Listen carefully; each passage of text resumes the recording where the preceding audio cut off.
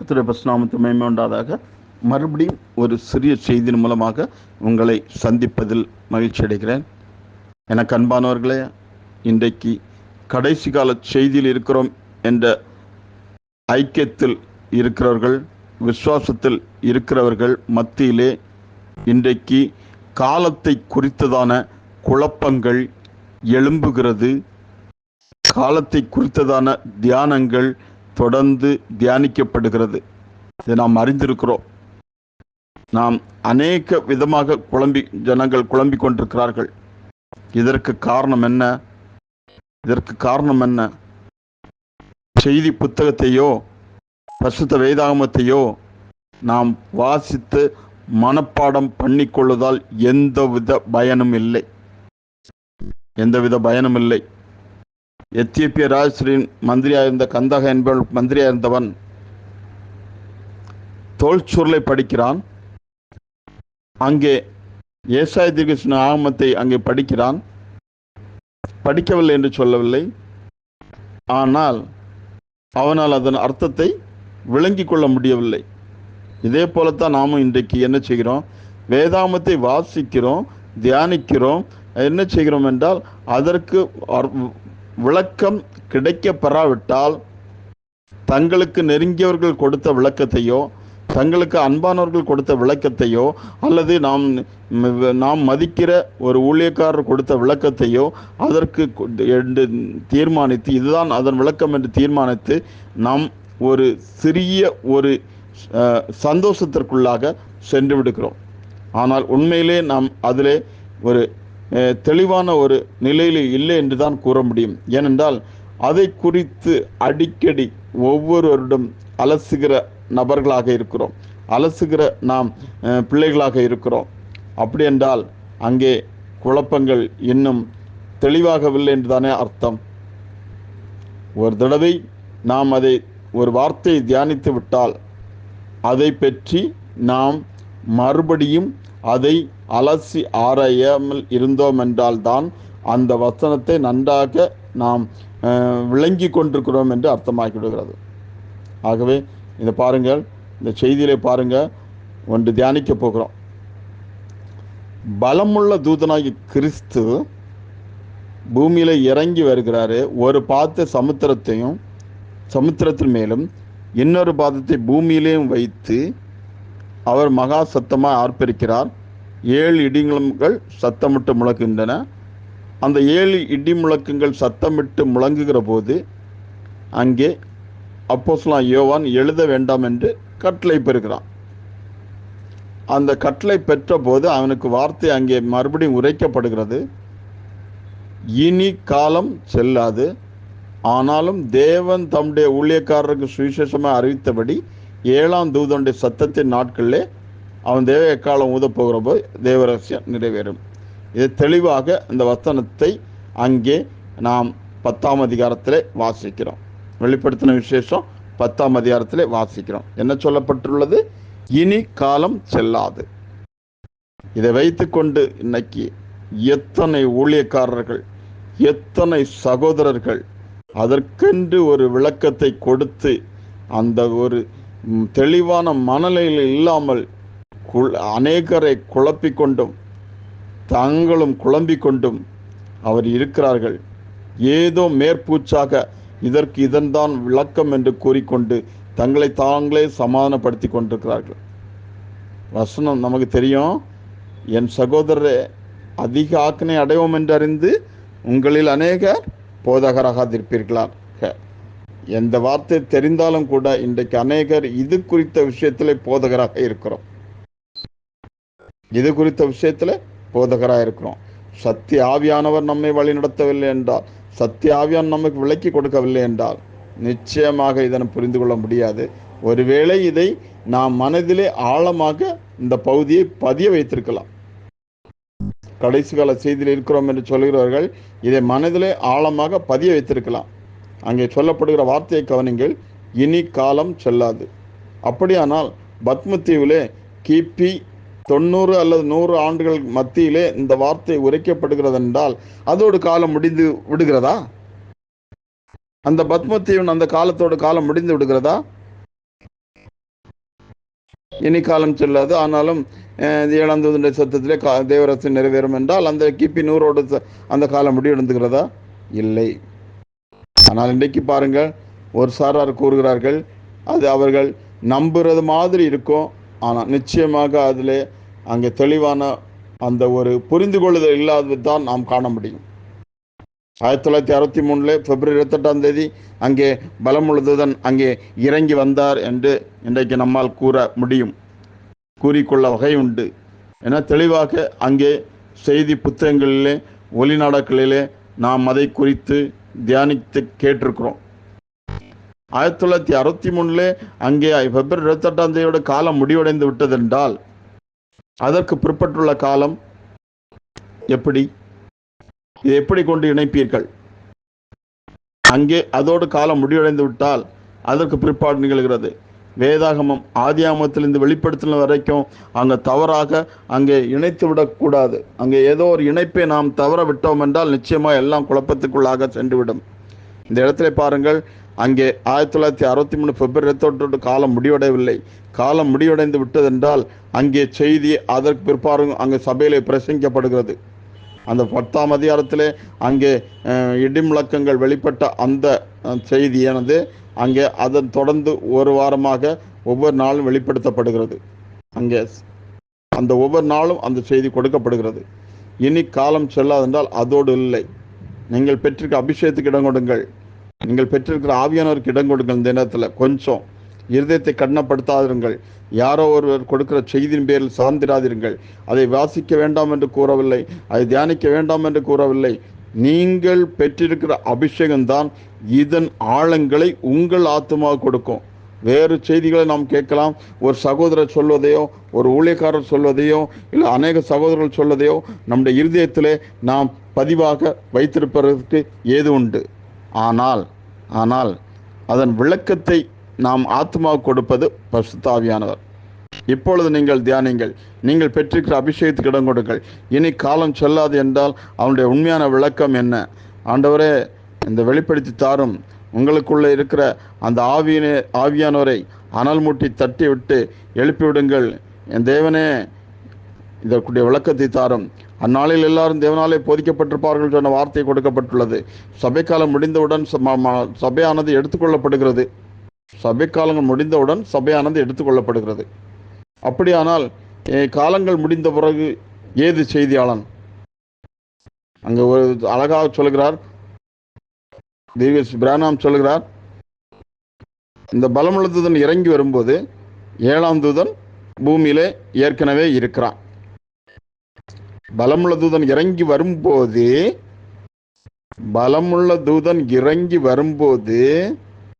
இந்த 7ஆம் தூதன் பூமியிலே ஏற்கனவே இருக்கிறான். இதை அழுத்தமாக இவ்விதமாக கூறுவதால் தான் 1963 அவர்கள் அந்த இடத்துல மையப்படுத்தி அந்த பலமுள்ள தூதன் இறங்கி வந்தார், அதோடு காலம் முடிவடைகிறது என்று கூறுகிறார்கள். அங்கே பலமுள்ள தூதன் இறங்கி வந்தது உண்மை. இனி காலம் செல்லாது என்று உரைக்கப்பட்டதும் உண்மை. ஆனால் அதன் உண்மையான வியாக்கியானம் என்ன? இனி காலம் செல்லாது என்று கூறப்பட்டது உண்மை, அங்கே உரைக்கப்பட்டது உண்மை, அந்த தூதன் அங்கே நின்றது உண்மை, 7ஆம் தூதனுடைய சத்தத்தில் தேவராட்சியம் நிறைவேறும் சொல்லப்பட்டது உண்மை. அப்படியானால் இந்த இடத்திலே நீங்கள் எவ்விதமாக இதன் ஆழத்தை புரிந்து கொண்டீர்கள்? நீங்கள் பெற்றிருக்கிற அபிஷேகம் இதை உங்களுக்கு விளக்கி காண்பித்து கொடுத்ததாக இருந்ததா? இல்லை என்றால் சொந்த கற்பனையை நீங்கள் புகுத்தி இதற்கு விளக்கத்தை கொடுத்தீர்களா? சொந்த கற்பனை என்றால் அதை விட்டு வெளியே வந்து பரிசுத்த ஆவியானவருக்கு, நீங்கள் பெற்றிருக்கிற அந்த ஆவியானவருக்கு இடம் கொடுங்கள். இனி காலம் செல்லாது என்று அன்று கூறப்பட்டிருக்கிறதே, இதன் விளக்கம் என்ன? அந்த 1963 காலம் முடிவடைந்து இருக்கிறதா? கொஞ்சம் சிந்திங்க. நீங்கள் பெற்றிருக்க அபிஷேகத்துக்கு இடம் கொடுங்க. நான் உங்கள் மத்தியில் உங்கள் மேலே ஒரு மதிப்பும் மரியாதையும் வைத்திருக்கிறேன். காலம் அந்த 63 முடிவடைகிறதா? எதற்காக அந்த வார்த்தையான கூறப்பட்டுள்ளது? நீங்கள் பெற்றுக்க அபிஷேகம் உங்களுக்கு போதிக்கணும். அந்த அபிஷேகத்துக்கு உங்களை ஒப்படைங்க, அபிஷேகத்துக்கு இடம் கொடுங்க. எனக்கு அன்பானவர்களே, இனி காலம் செல்லாது. ஏன் அது கூறப்பட்டுள்ளது? எந்த வர்த்தத்தில் அது கூறப்பட்டுள்ளது?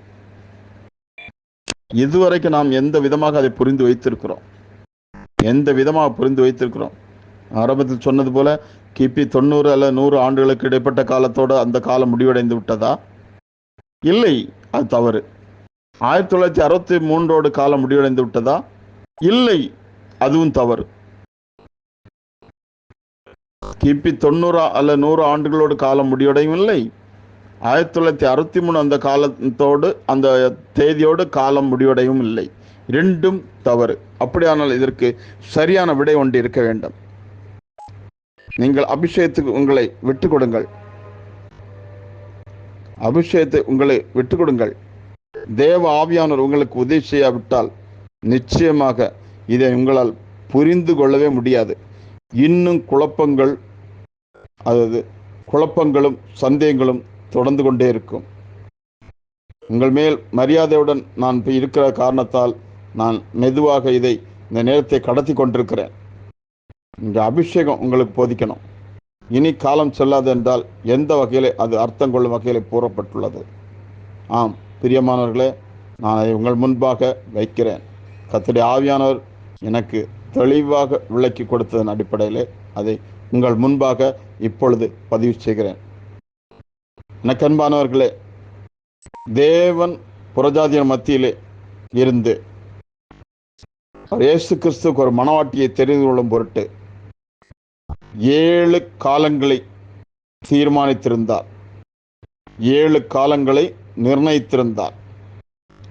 அந்த வகையிலே பார்க்கும்போது அவர் பத்மச்சிலே சொல்கிறார், 7ஆம் தூதனின் சத்தத்தின் நாட்களிலே அவன் தேவ எக்காலம் ஊதப்போகிற போது தேவ ரகசியம் நிறைவேறும். இந்த 7ஆம் தூதனுடைய காலத்துக்கு பிற்பாடு இனி ஒரு காலம் கிடையாது. 7ஆம் தூதனுடைய காலத்திற்கு பிற்பாடு இனி ஒரு காலம் கிடையாது.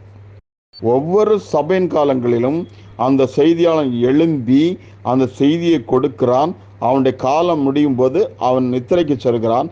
ஆனாலும் சபையின் காலங்கள் அது உடனே அவன் நித்திரை அடையும் போதே முடிந்து விடுவது கிடையாது. அதற்கு ஏறக்குறைய சற்று பிற்பாடுதான் அந்த காலங்கள் முடிவடைகிறது. அதாவது இந்த ஆண்டு ஒரு ஊழியக்காரன் அந்த செய்தியாளர் மறிக்கிறான்னா அதோடு அந்த காலம் முடிவடையவில்லை. தேவன் அதையும் தாண்டி ஒரு சில வருஷங்களை தீர்மானம் பண்ணி நிர்ணயம் பண்ணி அந்த காலத்தை நியமிக்கிறார். எப்படியானால் இனி காலம் செல்லாது என்றால் அவனு பாருங்க, அந்த செய்தியாளர் அந்த வார்த்தையில அழகாக அந்த ஊழியக்காரர் கூறியிருக்கிறார். உங்களுக்கு தெரியும், அந்த பரிசுத்த தேவனுடைய மனிதன் கூறியிருக்கிறார், பலமுள்ளதுனாய கிறிஸ்து இறங்கி வரும்போது 7ஆம் தூதன் பூமியில ஏற்கனவே இருக்கிறான்.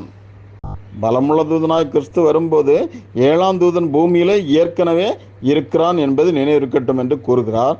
அப்படியானால் அந்த இடத்திலே தான் கூறப்படுகிற வார்த்தை இனி காலம் செல்லாது. எனக்கு அன்பானவர்களே, பிரஜாதிக்கு கொடுக்கப்பட்ட 7 காலங்களிலே 7ஆவது காலத்திலே இருக்கிறாய் நீ, 7ஆவது காலத்தில் இருக்கிறாய் நீ, அல்லது 7ஆவது காலத்தோடு அந்த காலம் முடிவடைகிறது. அதற்கு பிற்பாடு காலம் செல்லாது. அப்போ அந்த 7ஆம் சபை காலம் அந்த நாட்கள்ல 1963 பலந்துமுள்ளதுனாய் கிறிஸ்து இறங்கி வரும்போது அங்கே 7ஆம் சபையின் காலம் முடிவடையவில்லை. ஆனால் அந்த கிறிஸ்து இறங்கி வரும்போது 7ஆம் தூதன் அங்கே பூமியிலே நிற்கிறார். 7ஆம் தூதன் பூமியிலே நிற்கிறார். அந்த தூதன் பூமியில் நிற்கிற அந்த காலம் அவனுடைய காலமாக இருந்தது. அதாவது 7ஆம் காலமாக இருந்தது. ஆகவே அவன் அந்த காலத்துக்குரிய செய்தியாளனாக இருந்த காலத்தினால் அங்கே அவனிடத்தில் அந்த வார்த்தை வருகிறது. பலமுள்ளதுனாய் கிறிஸ்து வரும்போது 7ஆம் தூதன் பூமியிலே நிற்கிறான். அப்பொழுது உரைக்கப்படுகிற வார்த்தை தான் இனி காலம் செல்லாது. அப்படி என்றால் 7ஆம் காலத்துக்கு பிற்பாடு இனி ஒரு காலம் கிடையாது. நன்றா கேளுங்க, இனி காலம் சொல்லாது என்றால் அவன் பலமுள்ளதுனாய் கிறிஸ்து வந்து இருக்கிறது 7ஆம் காலம், 7ஆம் தூதனின் காலம். அந்த 7ஆம் தூதன் காலத்தில், ஏன்னா 7ஆம் செய்தியால் அங்கே இருக்கிறான். அதனால் ஏழாம் செய்தியால் அங்கே பூமியில் ஏற்கனவே இருக்கிற காரணத்தினால, அது ஏழாம் காலத்தின் அந்த செய்தியாளர் இருக்கிற காரணத்தினால தான் அந்த காலத்தோடு இந்த காலம் முடிவடைகிறது. இந்த எப்பா உன் காலத்தோடு அந்த இது முடிவடையுதுப்பா, உன் காலத்திலே தேவ ரகசியம் எல்லாம் நிறைவேறப்பான்னு சொல்லி ஏழாம் தூதனை பார்த்து சொல் அங்கே உரைக்கப்படுகிறது. அப்போ நீங்கள் தவறாக புரிந்து கொள்ள விடக்கூடாது. ஏழாம் காலத்துக்கு பிறகு, ஏழாம் தூதனுக்கு பிறகு, அந்த ஏழாம் செய்தியாளனுக்கு பிறகு இனி ஒரு காலம் கிடையாது, இனி ஒரு செய்தியாளனும் கிடையாது, இனி ஒரு தூதனும் கிடையாது. நன்றாக புரிந்து கொள்ளுங்கள். ஏழாம் காலத்துக்கு பிறகு, ஏழாம் தூதனுக்கு பிறகு, ஏழாம் செய்தியாளனுக்கு பிறகு இனி ஒரு காலம் கிடையாது, இனி ஒரு தூதன் கிடையாது, இனி ஒரு செய்தியாளனும் கிடையாது. அதற்காகத்தான் அந்த காலகட்டத்தில் இனி காலம் செல்லாது என்று கூறப்பட்டுள்ளது.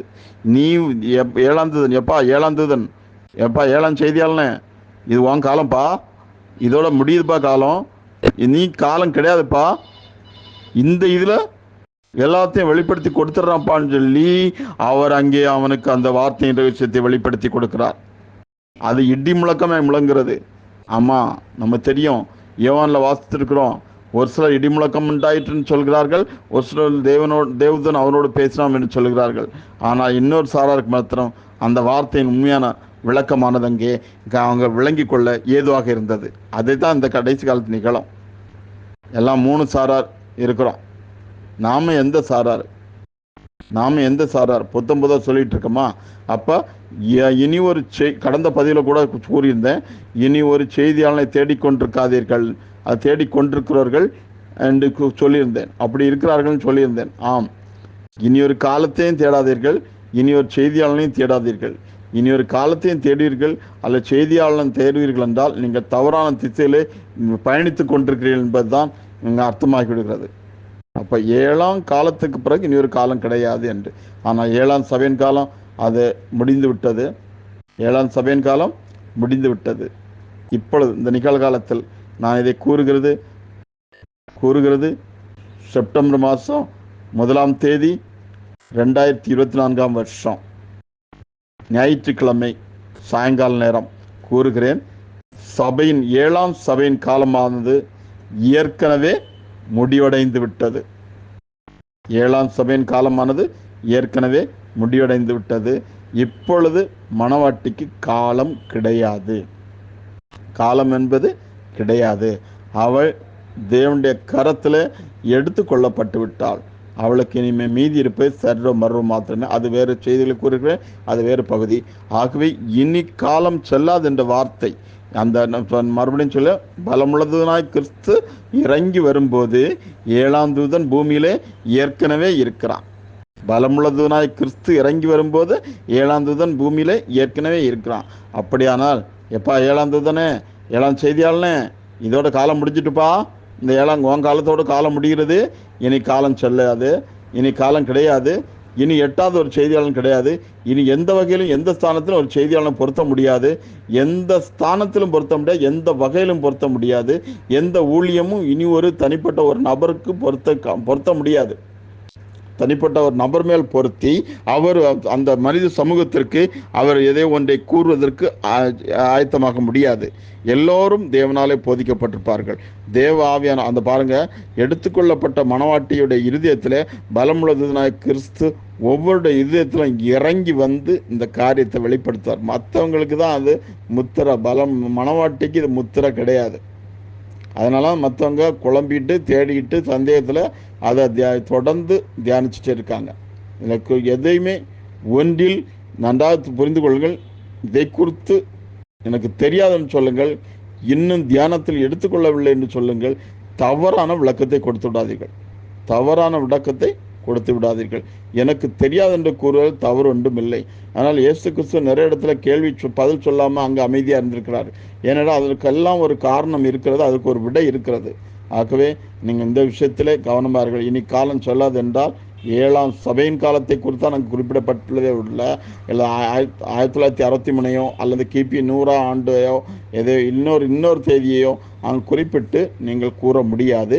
புறஜாதியாரு கொடுக்கப்பட்டுள்ள அந்த 7 சபையின் காலங்களிலே அந்த 7ஆம் காலத்தோடு காலமானது முடிவடைகிறது. அதற்கு பிற்பாடு ஒரு காலம் கிடையாது, அதற்கு பிற்பாடு ஒரு ஊழியக்காரன் கிடையாது, அதற்கு பிற்பாடு ஒரு செய்தியும் கிடையாது, செய்தியாளன் கிடையாது என்று அர்த்தம் கொள்ளும் வகையில் தான் கூறப்பட்டுள்ளது. ஆமென். எனக்கு அன்பார்களே, இது போன்ற செய்தியை கேட்க விரும்பினால் கமெண்ட் போல் லிங்க் கொடுக்கப்பட்டிருக்கோம். அந்த என்னுடைய மொபைல் நம்பரை சேவ் பண்ணிவிட்டு அந்த லிங்கை டச் பண்ணாலே இந்த வீடியோ அனைத்தும் டிஸ்பிளே ஆகும். மிகவும் குறுகிய நேர வீடியோக்களே இருக்கும். அது மாத்திரமல்ல, யூடியூப் பகுதியிலே கே பால் ஸ்டேட் யுனைடெட் பிரைட் என்று நீங்கள் சர்ச் பண்ணாலே போதும். நீங்கள் என்னோடய மொபைல் நம்பரோட வாட்ஸ்அப்பில் லிங்க் கொடுங்க, அல்லது வாட்ஸ்அப்பில் தொடர்பு கொள்ளுங்க. நான் அதை தெளிவான ஒரு காரியத்தை உங்களுக்கு அனுப்பி வைப்பேன். இந்த பணம் சம்பாதிக்க நோக்கி இந்த சேனல் ஆரம்பிக்கப்படவில்லை. ஆகவே சப்ஸ்கிரைப் பண்ண வேண்டாம், பெல் சிம்பலையும் கிளிக் பண்ண வேண்டாம். இதை மற்றவர்களுக்கும் பகிருங்கள். மற்றும் ஒரு பதிவு சந்திப்போம். Amen. God bless you, God bless you, God bless you, God bless you.